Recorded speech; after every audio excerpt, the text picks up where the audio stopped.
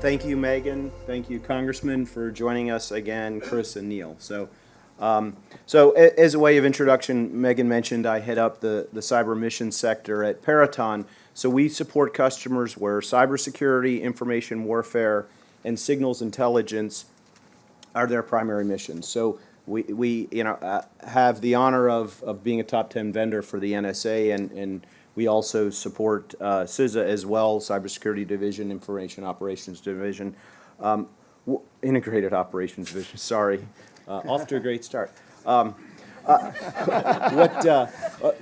of the things that we've seen, though, in supporting both customers is that we see the challenge with this increase of data coming from increased monitoring and increased visibility into critical infrastructure.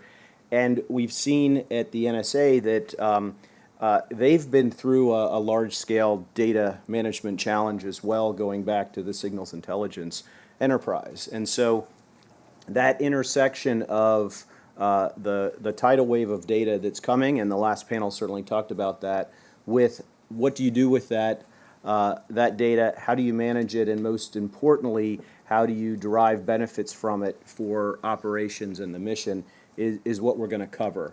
We're going to start, though, with the front end, if you will, which is on the policy front. And so in some ways, Congressman, this panel is your fault, right?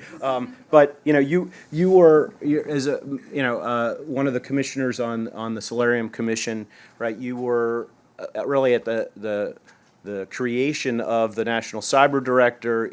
As you've been involved for many years, you've advocated for data sharing.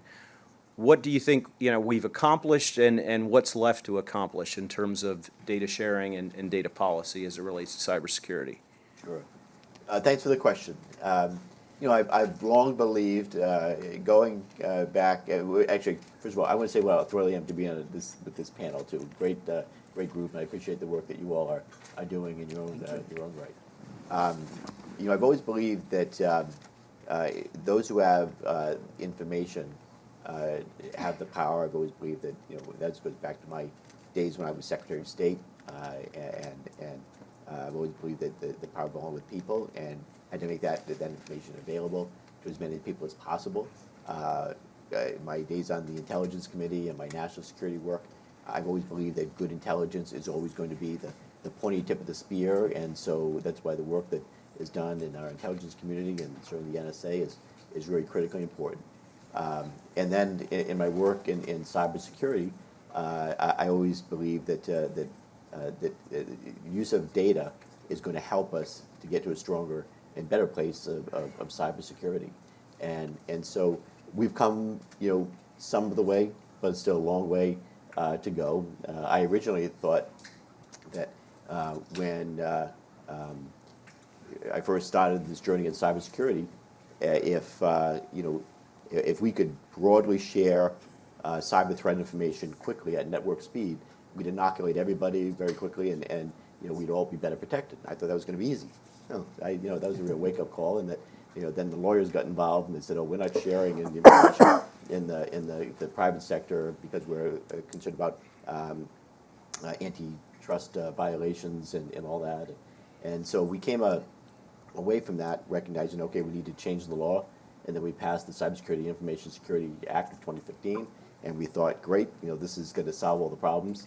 That turned out not to be true, and we only had a limited amount of sharing.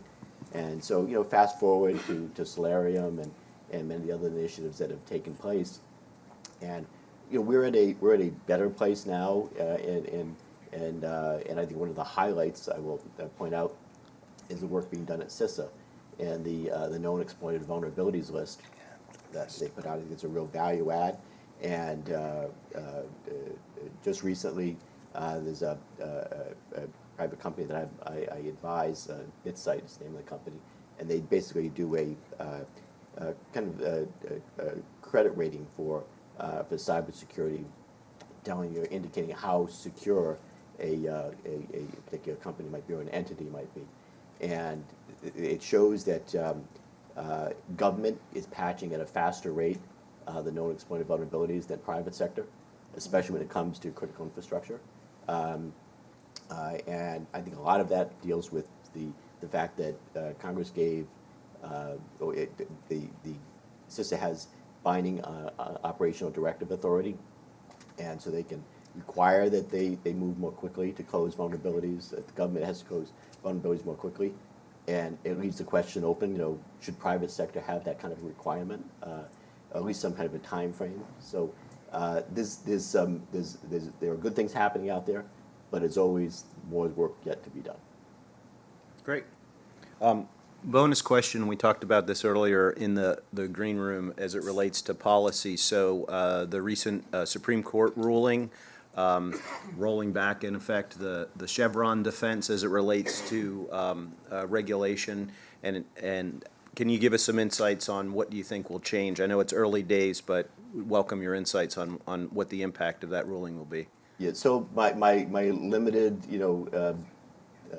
knowledge and experience with the Chevron decision so far, just on a cursory level, I look at it and I say, this court is the court that just keeps on giving, and it's, I think it was ill-conceived. I disagree with it. We're going to go from, deferring to the subject matter experts at regulatory agencies and departments, and now, the courts, or they want to leave that to the Congress to work out, because that's going to work out really well, really quickly, right? I think it's going to be problematic, and I think it's going to be a step back toward moving quickly to address problems or close off vulnerabilities when you have a department or agency that that has a comment period, that they listen to the comment from the public and experts, and then promulgate a rule or regulation that it gets us to hopefully a decent outcome. And now that outcome is kind of be in doubt. I think it's weekend based on now it's kind of referring to the Congress to get more into the details. And look, I will say as again a former member of Congress, we all have to know a little bit about a lot, and then each of us might do a deeper dive in a particular subject and become subject matter experts. It's going to be near impossible to get to the kind of granularity and detail that the departments and agencies would through the regulatory process, and I think it's going to be a problem in terms of it's a step back from getting us to where we need to be on cybersecurity or better regulation in general. Thank you. Chris, we're going to move to a different front lines. You were in the front lines in the response to the storm from SolarWinds. What did you learn there, and specifically, what did you learn in terms of the importance of data sharing from that experience? So first off, thanks for having me here, and thanks to the Congressman for participating, and specifically taking that last question that I don't think Neal or I wanted to answer. So SolarWinds, yeah, so in my previous role, I was head of CISA's threat hunting and detection and response team, so that was kind of a big event for us, and for most people probably in this room. And really, I think one of the pinnacles of changing the way we do cybersecurity, especially in the federal space. So a lot of policy and legislation came after SolarWinds. So like specifically, one of the key things was the Cyber EO that had lots of different tasks specifically for CISA and for other federal government agencies around improving cyber threat detection capabilities, improving logs for cyber investigations, improving software supply chain security. So all three of those tasks increased the amount of data that we were trying to collect and store and analyze exponentially. So those all were really good things for cybersecurity in the federal space, but also present some significant challenges for us. But there was lots of other good things that came out of that as well. So the Cyber Safety Review Board is another great example of something that's been working quite a bit lately and has covered some really important incidents. And I think also looking at when you look at the data types that we're talking about and compare that to maybe the data types that we were collecting 10 years ago, really focused on collecting, for example, network data at, usually at the boundary, and we thought that was pretty sufficient to do a pretty good job of detecting and protecting networks.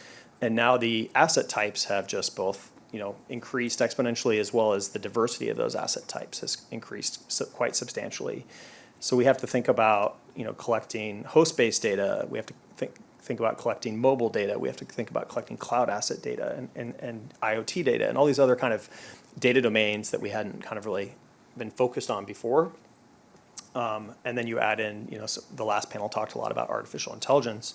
I don't think we've even started really kind of to figure out how to detect incidents in artificial intelligence systems, specifically outside of the normal kind of cybersecurity matters. So there's certainly a lot of new challenges that have evolved since then. And also thankful for the NDA authority in 21 that gave CISA persistent hunt access inside the federal networks that allowed us to kind of access all this additional data sources to help improve cybersecurity protection for the federal government. Great. So, and we'll get to Neal in a minute, but it was clear from the preparations and the introductions, you have similar roles between you and Neal. Your agencies have different responsibilities, but there are some overlaps. We've seen publicly an increased collaboration with the NSA and CISA. Can you give us some additional insights into that collaboration?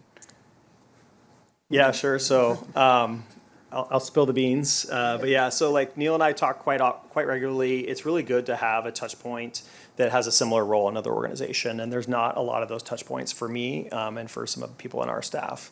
So it's really good to have someone else to kind of bounce ideas off of, talk about some of the emerging priorities. Neal and I talk about a pretty wide variety of things. We were just talking about BGP in the green room. But, really we talk a lot about, emerging vulnerabilities, how this might be a new and interesting one, how we might kind of defend against that. We talk a lot about cyber research and development, ways we can collaborate between our organizations in that area. We talk a lot about different services and successes and pitfalls we've seen from some of those services. So we've, for example, have a similar protective DNS service that NSA runs for the DIB, and we also run a similar service for the federal government and critical infrastructure. So we collaborate in quite a few of these different areas. And then data is, of course, a big thing, and how we actually are using data to support our cyber defense mission is something that we talk about quite often, and how do we build advanced analytics and things along those lines. But happy for Neal to... Yeah, let me add just a bit. I really enjoyed speaking with Chris because he brought a very different viewpoint to some of these problems than we get on the national security side. I think that our workforces have done a much better job at collaborating over the last few years. You may note in the last few years we've had a lot of co-sealed advisories and things like that. That's been, I think, really great. And both of us are continuing to collaborate with our international partners, which we believe is also very important. On the data sharing side, I think we're doing better at individual sharing, like between analysts working a certain problem. But like the Congressman said, still a long way to go. A lot of work to do on sharing data as, I might say, a matter of course, right? And part of that is we live somewhat in different worlds, right? A lot of what NSA does is in the classified world, and nearly all of what CISA does in the unclassified world. But we are working to make progress in those areas, not only on sharing data, but also sharing analytic tradecraft and analytics, which are also very important. So, Neal, going back to my opening remarks, we've seen some parallels between the challenges that CISA, among other agencies, are facing now with large-scale data, the importance of data provenance, and rolling back with something the last panel talked about. Your organization has faced similar challenges at a large scale in the signals intelligence domain. What lessons learned can be applied there from that application? Lots. How long do we have again? I should also note that I was announced as Technical Director of Research, but that's a very new position for me, just a few weeks. For several years before that, I was Technical Director of Cybersecurity, Directorate, and that's where I interacted with Chris sort of as a direct counterpart. NSA has had to deal with sort of large data challenges and data security and data compliance for a very long time. I spent several years, like 06 to 09, directly wrestling with those problems. And we believe we have a lot of good lessons there, right? So I tried to distill it down to sort of three key lessons. The first one is that if you're going to have mission data, whether it's cyber mission data or intelligence mission data, you have to manage it intentionally and purposely, right? You can't just say, oh, here comes some data, we're just going to ad hoc it. No, not good enough, especially as the scale goes up. And that is what helps you keep that data protected, keep it within the compliance bounds of your particular mission, and in the intelligence mission, right, we have very strict compliance regime, and cyber as well, and getting that maximum mission value out of it, out of that data. So NSA does this, and a big part of that is data tagging, right? When you come into possession of a piece of data, whether it's you collected it yourself, you generated it yourself, you got it from a partner, you got to tag it at the earliest practical stage. You want to have a general purpose infrastructure to handle all that. The movement of data, the tagging of it, the protecting it. Don't make every single application system do that for themselves. As one, they can't afford it. And two, they're trying to build an application, right? They're focused on that. And thirdly, understand and track your analytic data flows, right? You're collecting this data not for just the fun of collecting data, but because you want to analyze it and get mission value out of it. And that can include like big production analytics, that can include small ad hoc ones that you create for a particular mission problem, and even little do-it-yourself things that analysts are going to do in Jupyter notebooks. You got to be able to track all that, and that lets you understand the contribution of these analytics to your mission, so that you can then focus your attention where you're getting value or where you have a gap, and if you have a new problem, you know where to plug in, so that you're able to sort of be most responsive to the new mission need that you've encountered. And lastly, that form of tracking and understanding your analytic data flows allows you to be most effective at sharing, declassifying if you need to, right? Often a big deal for us, and being able to collaborate with others where you might want to share data.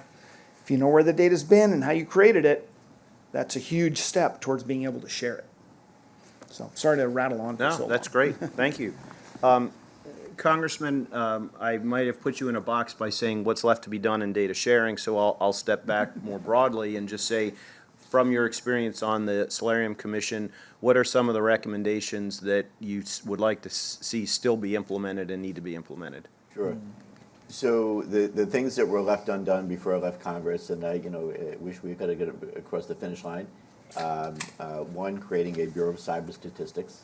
That's very wonky, but we don't have an entity really that it collects and aggregates all of this data, and I think that would be a real value add on a host of levels. Again, aggregating data and then anonymizing and making it available to the public for everyone to use.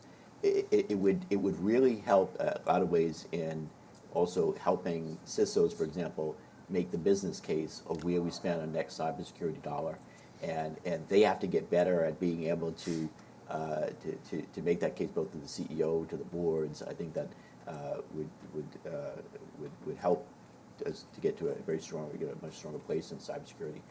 The other thing is, I wish we could have gotten across the line the joint collaborative environment. Although don't worry, I want to compliment CISA and that the JCDC, they're actually creating the joint collaborative environment, or using that, creating that entity even without absent the legislation getting across the finish line. And the idea was, especially for private sector critical infrastructure, having the government or intelligence people working side by side with private sector critical infrastructure, so intel, government, private sector, so that you're seeing the challenges or the vulnerabilities in real time, and also putting context to what both sides are seeing. So kind of answering that question of why should when the government says you need to patch this, or there's a vulnerability here, and private sector saying, well, yeah, why though? Why do you want us to perhaps do this so quickly? Why is it so urgent? So the joint collaborative environment would get us there, but I'll turn it over to Chris for a comment about the great work that JCDC is doing, and so it's both cyber planning, joint cyber planning, but also working with private sector critical infrastructure more closely. Yeah, so the Joint Cyber Planning Office was another one of the Solarium recommendations, and thank you again for working on that commission. And so the Joint Cyber Planning Office was really kind of the formation and the starting point for our JCDC team, and that does most of our information sharing, our publications, our joint planning with actual industry partners and such to actually do joint cyber defense together. And then, working with our different engineering teams to try to, fulfill the vision of the joint collaborative environment. And really what we're trying to do there is be able to ingest all these different data sources. And I talked about federal cybersecurity earlier, but, critical infrastructure cybersecurity is a much bigger space, a much less defined space, a much, much more unique space, all the different types of environments when we can start getting into operational technology and such in those environments. So the amount of data that we might be getting either from CISA reporting, from voluntary reporting, or just from partners actually working with us together on different initiatives or sharing information with us is a unique authority for us to actually be able to kind of collect and aggregate and analyze these different data sources and correlate them.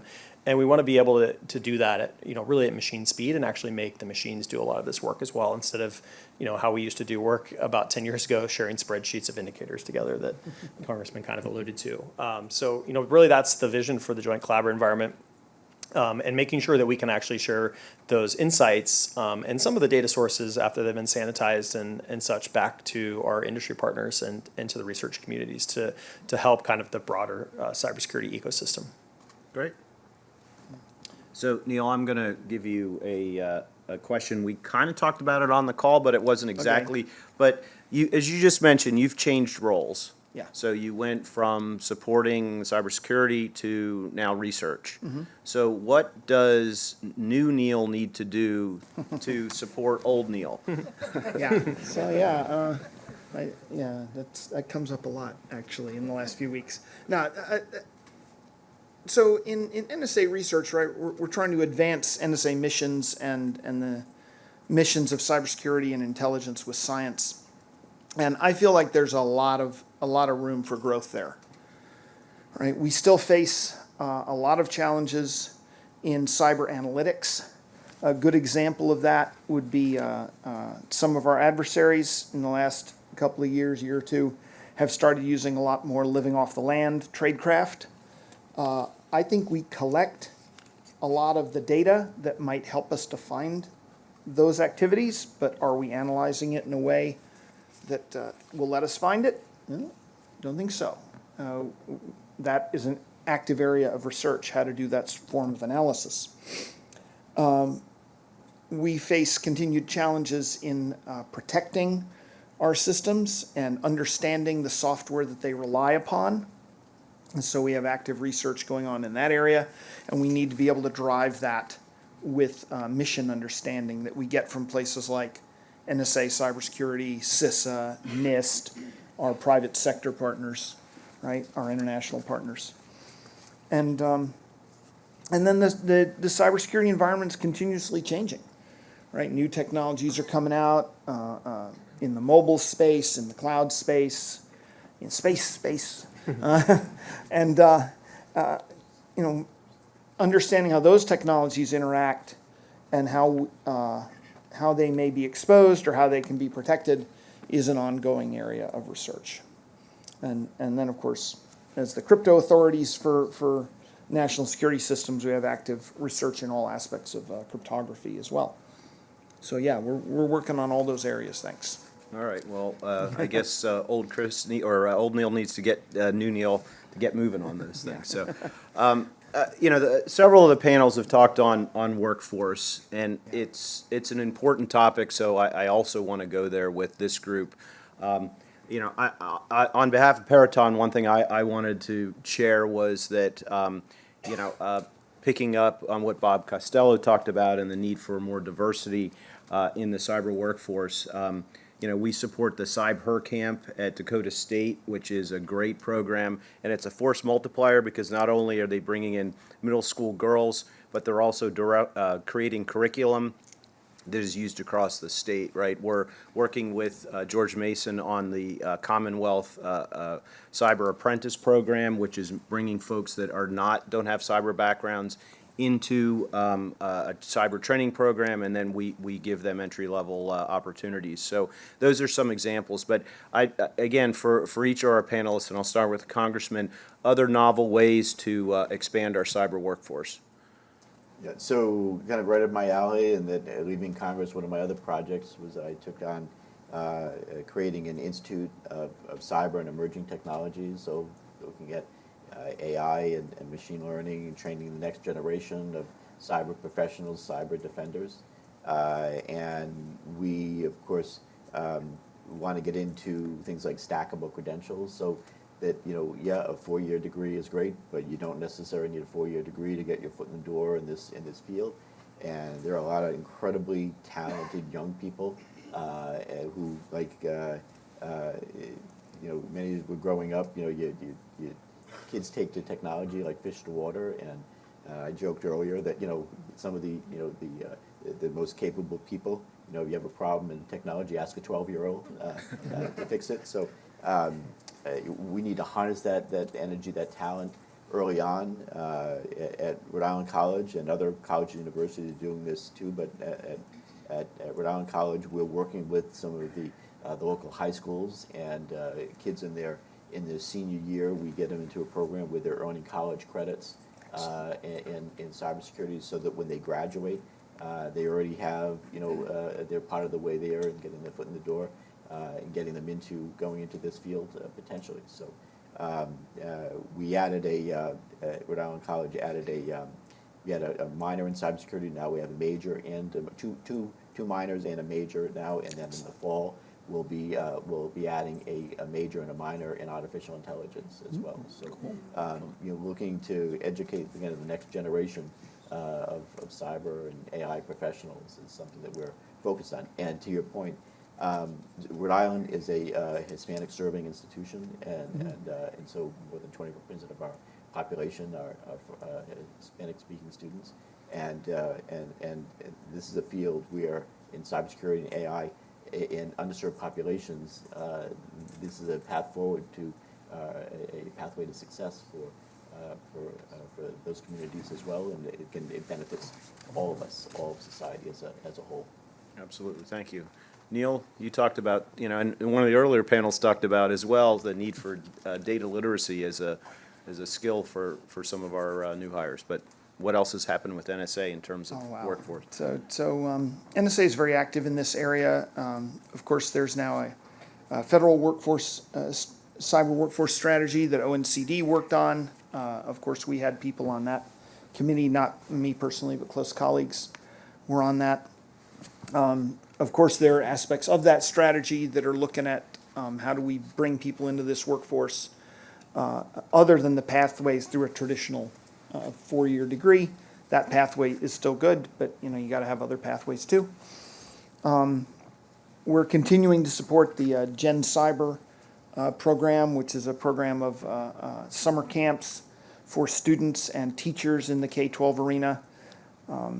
This summer, I think we had well over 200 camps running, and we go out and visit every single one of those. I'll be going to visit one next week and doing my part. And have one of those at Rhode Island College too as well, by the way. yeah, are they hosting one? Excellent. Yep. I wish I was going to one that close. I wish you were too. But we continue to work with our national centers of academic excellence in cybersecurity education at the 2-year, 4-year, and a doctoral level. But the data science literacy aspect is a particularly important one, I think. We've been talking with our centers of excellence schools about that for a while now. And that's one where the academic community needs to come together, and we've talked to them about this, to say how do we get the right amount of sort of basic data science familiarity into cybersecurity educational programs so that folks graduate from those programs having the sort of right key concepts to jump into this data-rich environment that cybersecurity has become. And we're also working with National Science Foundation on their efforts for AI education. And they are looking at what was done in the National Centers of Excellence for Cybersecurity and seeing whether some of those lessons can be adopted to help accelerate and strengthen AI education in the country. So lots of stuff going on. We're continuing to work on the National Cyber Workforce Implementation Plan with Mr. Coker's organization, ONCD. So hey, like, watch this space. A lot of activity coming that will affect both public and private sectors. Chris, add to that. Yeah, I mean, I think I would just want to double tap on the diversity of backgrounds. I've, managed quite a few different teams at CISA, and I've really valued having just a diversity of backgrounds of people on my teams. So, right now I run a pretty small team called the Office of the Technical Director that really works on a lot of different strategic tasks. And on my team, I have people with international studies backgrounds, finance backgrounds, design backgrounds, as well as your kind of historical computer science and cybersecurity and kind of other engineering backgrounds. And mixing those backgrounds together to work on some of these problems, you get different viewpoints that helps you do different and unique problem solving that really is kind of the basis of a lot of the cybersecurity challenges we face today. So, for folks who are looking to jump into the cybersecurity field, don't think you have to go down the traditional degree path in those areas. It's just about a passion for learning, a passion for problem solving. And also to touch on the Centers of Academic Excellence, if for those who don't know about the Scholarship for Service program, it's a really fantastic program that our organizations work together on. We use that like crazy. We use it like crazy to bring people in. You get 2 years of university or community college paid for years of government of service following your graduation. And they've extended that program to community colleges in the recent years. So you don't have to have a 4-year degree as well. So it's a really fantastic program that we value for bringing people in on internships and trying to get people more introduced to cybersecurity, but also bringing on people after they graduate as well. And you get paid $30,000 a year, over $30,000 a year while you're in the program going. It's a through your fantastic graduate. program. I wish I would have known about it when I was in studies. Yeah, many people do. And I'll just add, within my portfolio, we have a program that supports the National Insider Threat Task Force, a lot of behavioral scientists, and bringing them into cyber operations and information warfare. We've seen a lot of value there as well, just bringing those different points of view and skill sets to the table. Oh, hey, Tom, if I could add one little thing. One of the other things we're doing at NSA, and I know other federal agencies are doing this too, is where we have locations for us, Maryland, Texas, Colorado, Hawaii, Georgia. We are trying to partner with minority serving institutions in those areas. Just a good example would be our Laboratory for Analytics Sciences in North Carolina. Is a lot of good HBCUs in that area. They're starting to partner with them and introducing students there to cybersecurity and cybersecurity research. And we've, it's a fairly new program for us, but we think it's going really well. Yeah, we've done the same. We partnered with UT San Antonio. They're doing some of our research work on information warfare, and we've just hired one of their grads. So, Excellent. Yes. Let's see. We've got a little bit of time. We'll do 1 or 2 questions from the audience. So I'll open it up.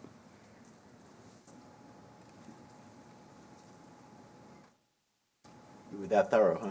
Oh, there we go. All right. I couldn't tell whose hand was up first. Go ahead.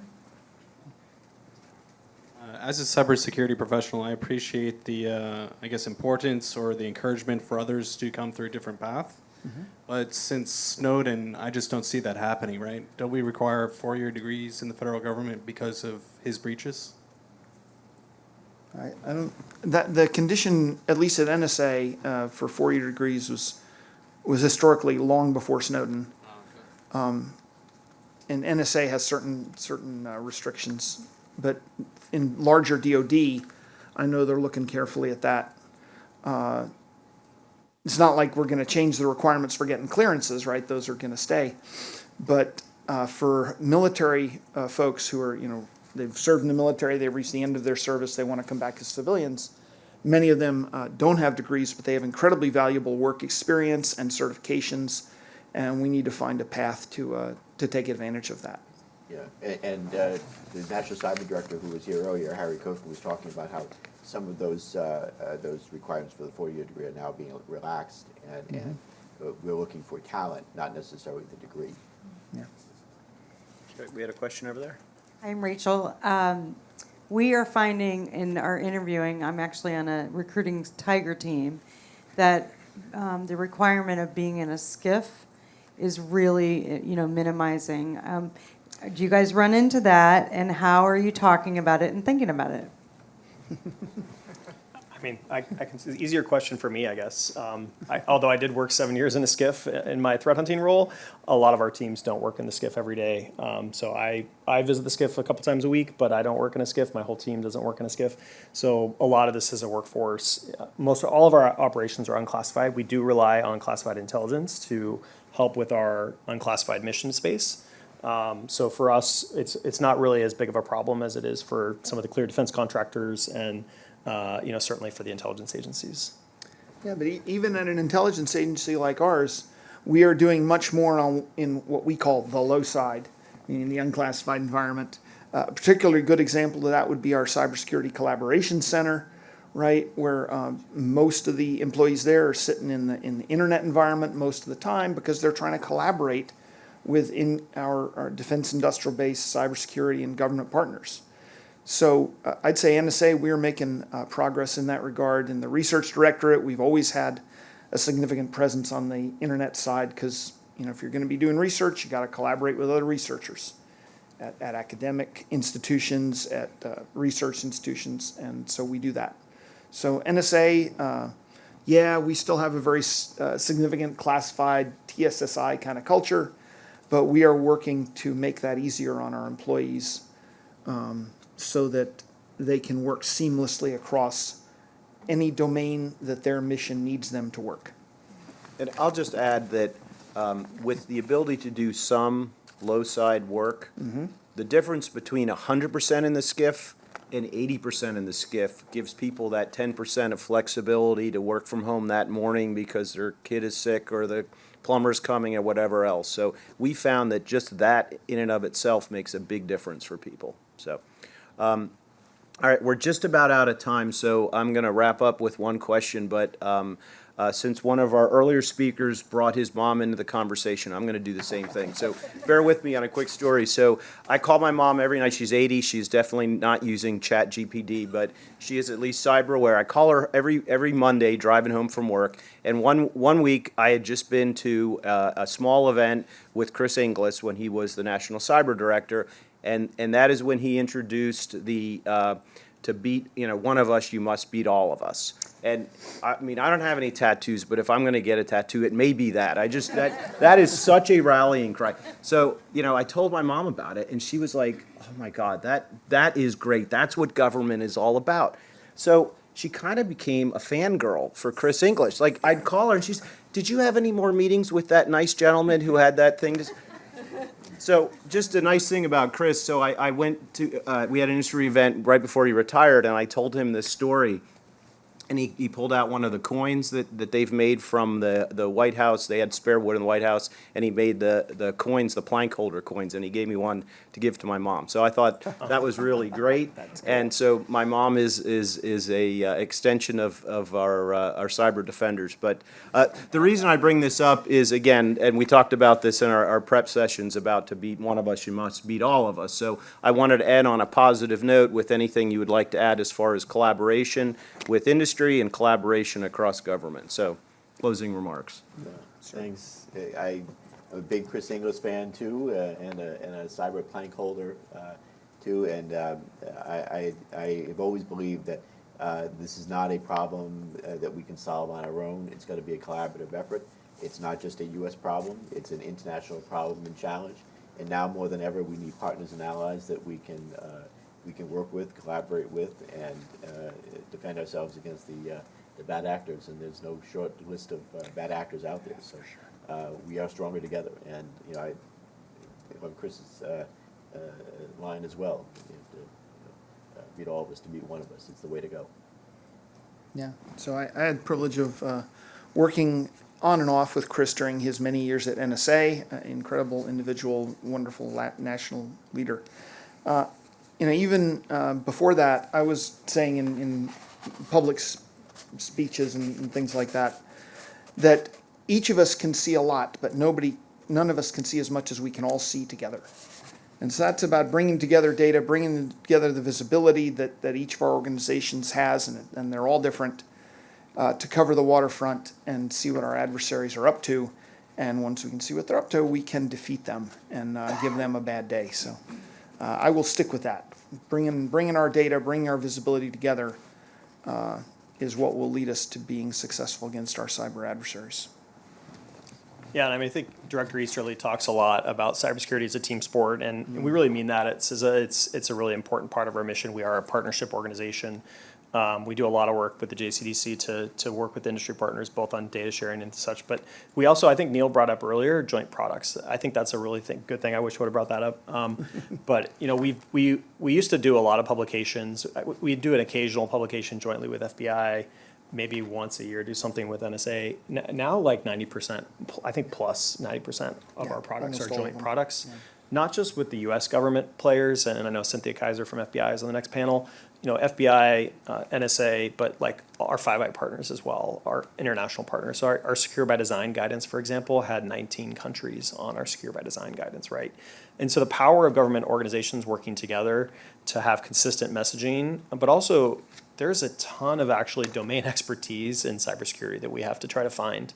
And I don't have the crypto people that NSA has, for example, to be able to work on that We don't problem. have the critical infrastructure people that you have. Right, so we can work jointly together to fulfill some of these domain knowledge gaps that we might have. And to Neal's point earlier, industry is so valuable in fulfilling these gaps as well, because industry is working even more with critical infrastructure than government is. We rely very heavily on them to help us, you know, both validate some of our assumptions, you know, to look at our products ahead of time and say, hey, is this information really correct? Is this feasible information that we are actually putting out? So really value all the partnerships from all the organizations who are at this event and for all the people in the audience and who kind of work with government in the space as well. Great, well, thank you. Well, thank you, Congressman. Thank you for all of our panelists, Neal, Chris, for joining us. So thanks, let's give them a round of applause. Thank you. Good stuff.